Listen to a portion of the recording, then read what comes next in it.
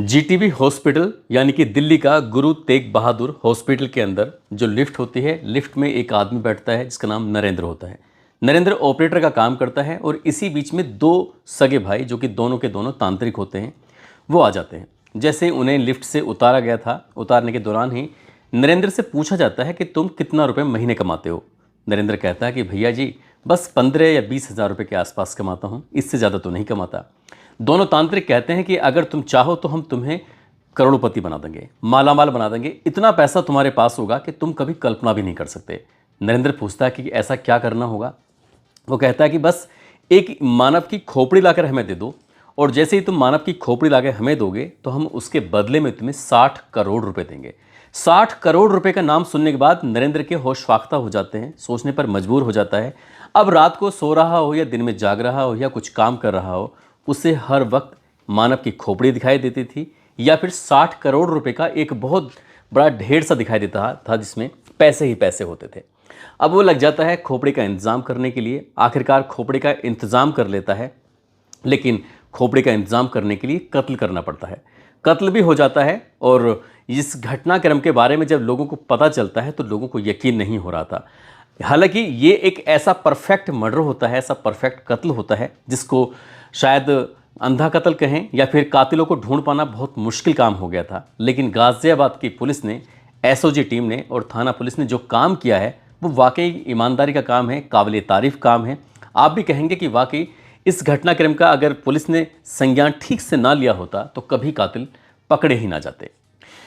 आदाब, नमस्कार, सत श्री अकाल। मैं उस्मान सैफ़ी। आज की जो सच्ची घटना मैं आपको सुनाने जा रहा हूँ, ये सच्ची घटना है उत्तर प्रदेश के ज़िला गाज़ियाबाद का एक थाना लगता है टीला मोड़, और टीला मोड़ से महज 1 किलोमीटर दूर लोनी भोपुरा रोड के सड़क के किनारे एक व्यक्ति, ये 22 जून 2024 की सुबह लगभग 6:30 बजे के आसपास का वाक़या रहा होगा।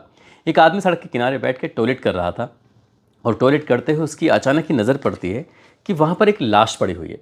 शुरुआत में तो उसे कुछ अजीब सी चीज़ लग रही थी, लेकिन जब उसने पास में जाकर देखा तो लाश थी, और लाश के सर गायब था, धड़ीधड़ था। वो सोचने पर मजबूर हो गया, वो करे तो क्या करे। तभी उसके दिमाग में आया कि क्यों ना पुलिस को फ़ोन कर दिया जाए। उसने तत्परता से पुलिस को फ़ोन किया। पुलिस को जैसे ही सूचना मिलती है पुलिस मौके पर पहुंच जाती है। ये टीला मोड़ थाना से लगभग 1 किलोमीटर दूर लोनी भोपुरा रोड सड़क के किनारे ये लाश पड़ी हुई थी। अब थाना पुलिस हो, ACP, DCP, surveillance, SOG, dog squad, तमाम पुलिस अधिकारी मौके पर पहुंच जाते हैं देखने के लिए कि आखिरकार मामला क्या है। मामले की पड़ताल शुरू हो जाती है, लेकिन पड़ताल शुरू होने के बावजूद भी पुलिस के हाथ कुछ नहीं लग रहा था। पुलिस करे तो क्या करे।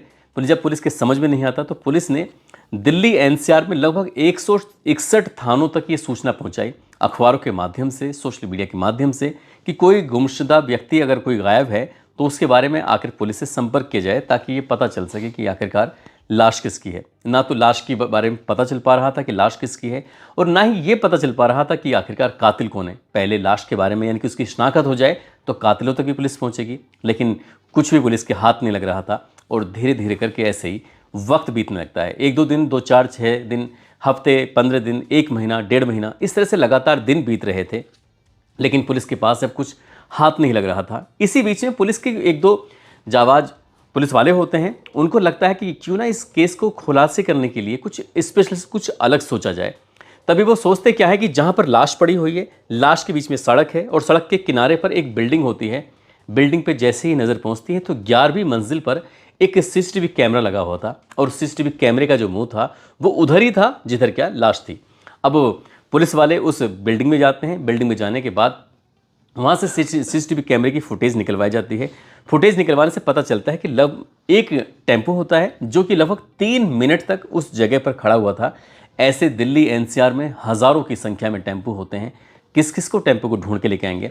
हालांकि पुलिस ने जब आसपास के जितने भी सीसीटीवी कैमरे लगे हुए थे, सीसीटीवी कैमरे को देखा, टेम्पो आ रहे हैं, जा रहे हैं, लेकिन किसी का कोई नंबर टेम्पो का इसमें सीसीटीवी कैमरे में कैद नहीं होता है। पुलिस वाले करें तो क्या करें। वक्त धीरे धीरे करके आगे बढ़ रहा था। हालांकि पुलिस ने अपने मुखबिर भी सेट कर दिए। मुखबिरों को लगाया कि आखिरकार ये टेम्पो या फिर कत्ल किसका हुआ है, कातिल कौन है, कोई भी छोटी से छोटी इन्फॉर्मेशन हो, मिलनी चाहिए, ताकि हम कातिलों तक पहुंच सकें। तभी एक पुलिस वाले की नज़र पड़ जाती है टेम्पो पर, और टेम्पो पे एक ट्रायंगल जैसा एक बन रहा था। वो ट्रायंगल कुछ अलग सा दिख रहा था। जब अलग दिख रहा था तभी उनके दिमाग में आता है कि क्यों ना इस ट्रायंगल वाले टेम्पो को ढूंढा जाए तो ज़्यादा बेहतर होगा। और दिल्ली हो या फिर गाज़ियाबाद हो या एनसीआर के अलग अलग ज़िले हों, हर जगह पर पुलिस वालों ने अपने अपने मुखबिरों को सेट कर दिया था, तैनात कर दिया था। और अचानक ही एक दिन एक मुखबिर की नज़र एक टेम्पो पर पड़ जाती है। टेम्पो का वीडियो बनाया जाता है। वीडियो बनाने के बाद पुलिस वालों को दिखाया जाता है। जो सीसीटीवी कैमरे में मिला था और जो वीडियो बनाया गया था उसमें मिलान किया जाता है, तो काफ़ी हद तक उस ट्रायंगल में मिलान हो जाता है। यानी कि टेम्पो पर बना हुआ एक चिन्ह जो होता है, उस चिन्ह के आधार पर पुलिस अब पता करती है तो पता चलता है कि दिल्ली का एक ताहिरपुर जगह लगता है। ताहिरपुर का रहने वाला एक मुन्ना नाम का व्यक्ति होता है। मुन्ना के पास वो टेम्पो होता है। पुलिस उसके पास जाती है सादा भेष में। जाने के बाद उससे पता करते हैं कि तुम्हारा टेम्पो। कहता है कि साहब मेरा टेम्पो तो अलग अलग ड्राइवर लेके जाते हैं और पैसे देते हैं और उसके बाद चले जाते हैं। तो उससे पूछा जाता है कि आपको याद है 22 या 21 तारीख ये जून 2024 को तुम्हारा टेम्पो कौन लेके गया था? तभी उसे याद आता है कि हाँ साहब बिल्कुल याद है, बिल्कुल पता है, क्योंकि वो डायरी में ये सब चीज़ मेंशन करता था। तो उसी का खुद का एक भांजा होता है जिसका नाम विकास उर्फ मोटा होता है। पुलिस अब विकास उर्फ मोटे की तलाश में जुट जाती है। आखिरकार वो पकड़ा जाता है। जब पकड़ा जाता है तो उससे पूछा जाता है, वो गली नंबर 1 ताहिरपुर दिल्ली में रहता है और ऑटो ही चलाता है। जब उससे पूछा जाता है कि तुम ये इस तारीख को कहाँ कहाँ गए थे, इस बात को लगभग 56 दिन का समय बीत जाता है। जब उससे पूछा जाता है, पुलिस अपनी तरीके से जब सख्ती से पूछताछ करती है तो पुलिस के सवालों के सामने ज़्यादा देर टिक नहीं पाता। आखिरकार उसने बताया कि अपने दोस्त का नाम लेता है। कहता कि धनंजय भी इसमें शामिल है।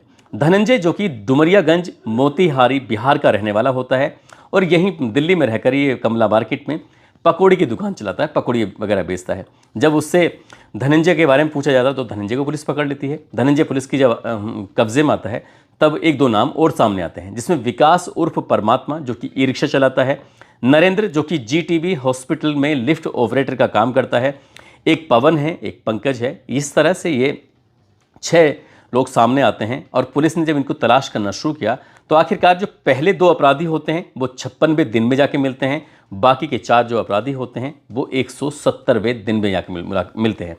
पुलिस जब इनको पकड़ती है, गिरफ्तार करती है, हिरासत में लेती है, पूछताछ करती है, तो पुलिस जब इनसे सख्ती से पूछताछ कर रही थी तो 2 नाम थे जो आदर्श नगर दिल्ली के रहने वाले सगे भाई, एक का नाम पवन होता है और एक का नाम होता है पंकज। पंकज और पवन दोनों तंत्र मंत्र विद्या का काम करते हैं। इनके पास अक्सर महिलाएं आती हैं, लड़कियां आती हैं और उनका काम यह है, कोई तो अपने बॉयफ्रेंड को अपने कब्जे में करना चाहती है, तो कोई अपने पति को कब्जे में करना चाहती है, कोई सास को तो कोई ससुर को। इस तरह से महिलाओं का इनके घर पर आना जाना ज़्यादा होता है। अब यहीं से इसी से वो पैसे कमाते हैं। हालांकि ये जानते हैं कि ज़्यादा तंत्र मंत्र विद्या में कुछ होता नहीं है, लेकिन इन्होंने एक धंधा बना लिया।